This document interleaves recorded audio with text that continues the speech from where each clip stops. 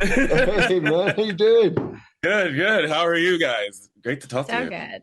Yes, Very excited. I'm excited to finally get to talk to you. I've seen you at Fan Expo Philly, so now getting the chance to speak to you about Animal Farm is really great. I got to see it. It's wonderful. It's very cute, and I I have to ask Andy, how long has this been trying to get off of the ground floor? Because it seems like it's been going on for at least about 15, almost 15 years now. It is. It seems a lifetime, it seems to me. But we started it off. I tell you where it came from. When we were doing the first Planet of the Apes movie, there's a Yeah. scene where Caesar, the rise of Planet of the Apes, where Caesar leads the apes to freedom out of the facility. I suddenly thought, wow, do you know what? There hasn't been an adaptation of George Orwell's Animal Farm for years now. And we should really try and make one that speaks to a modern audience. It's such an eternally relevant book. And how can we, so it was originally going to be a sort of performance capture driven live action film when we started work on it, and then we realized that it would inevitably be a much darker film if we went down that route, so we wanted to make it more accessible to a younger audience. So that's where the idea came in, to make it an animated movie. But that's where it started. Yeah, we've been working on it for 15 years. Yeah. That's insane. And you're right, because the last time this was done was in 1999. And now here we are with this new adaptation of the novella from George Orwell, which again, you said it beautifully, because that was going to be my next point. It's so relevant to what's happening right now. And I love it, especially that's in your background where it says all animals are equal. That literally could be in turn exactly what we as humans literally need to say to each other as well. So I just love the themes of this movie and how it does resonate with what's happening in our world right now, and we needed more of that. And Iman, I have to say with your two characters that you voice in here, especially the one, and just keep calling Lucky Babe. All I kept going was just reverting back to Babe the pig. Babe. I Yeah. just kept going back to Babe the pig, and I don't know if that actually was a tongue in cheek, if that actually was supposed to be Was that, it? but It wasn't I actually. think It we was were just trying to be sexy. you were trying to be sexy little pig. Yeah. My favorite scene is like when Napoleon's teaching Lucky how to seduce Puff. It's the greatest. I love that we can have these moments of lightness in a movie that's also dealing with such heavy themes. But yeah, Puff and Tammy.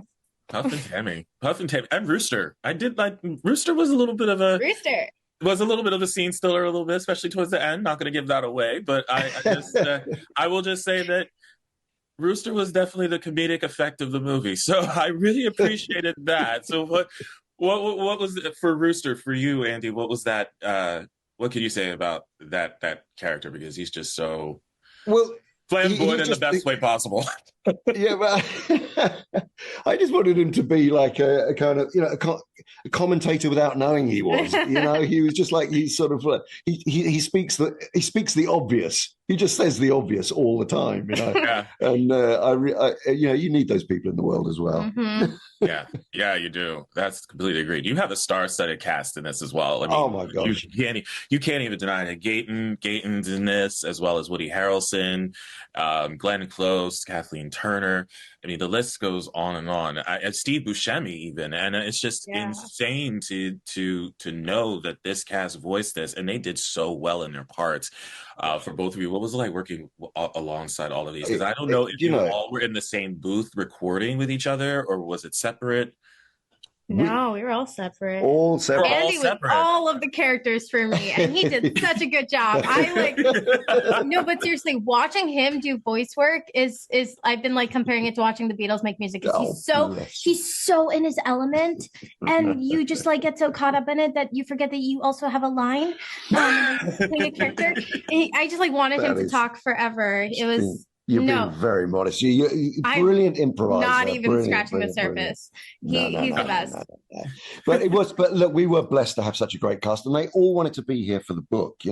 Everyone loved the book, and we started talking to people like Seth and Glenn Close and Jim Parsons. We spoke to them back in the day. We was like 12 years ago.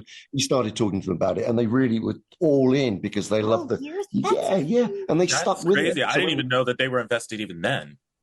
Yeah. They're passionate about the book. You know, the more you talk to people, the more they say, God, that was my first book that really kind of transitioned me from being a kid into a young adult, and you know, it sort of made me think about things on a deeper level. But it still has this innocence about it, and so it's really charming that people, you know, that we were able to get such a great range of wonderful talent to come and be part of it. It was fantastic. I hope everybody gets the chance to see this when it premieres on May 1st. You guys, thank you so much. This was so much fun. I really appreciated your time with me this morning. It was an absolute pleasure. Thank you. Thank you. Thanks, Novelle.